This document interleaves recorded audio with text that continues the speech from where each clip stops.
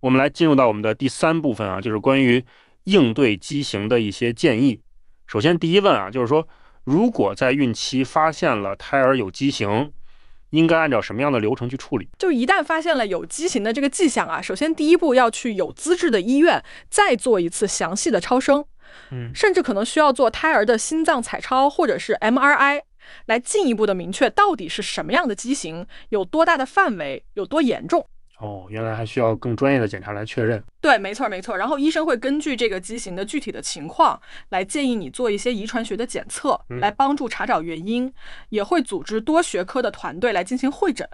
对，提出一个比较合适的处理的方案，包括出生之后的治疗的一些准备。那这个时候家长要做的就是积极的配合检查，充分的和医生沟通，理性的去看待这个结果。那如果说在孕期发现了胎儿有畸形，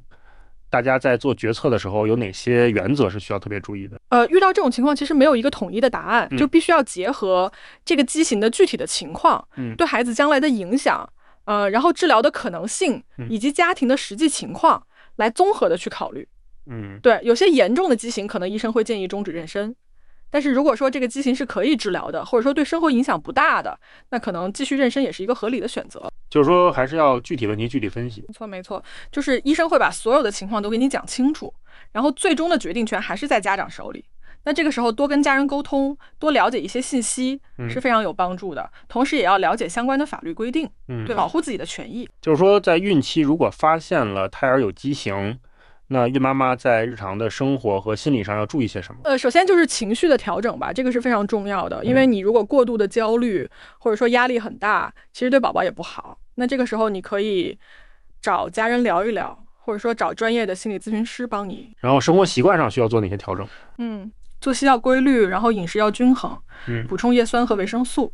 不要熬夜，不要劳累，定期的去做检查，按照医生的建议啊去做好这些事情，其实也可以让自己和宝宝都更健康。OK 了，那么今天我们其实聊了很多关于胎儿的一些微小的畸形，或者说一些心脏的畸形，其实大家只要科学的去看待，然后理性的去应对，是可以很好的守护宝宝的健康的。希望大家都能够安心的去迎接每一个新生命的到来。我们下期节目再见，拜拜。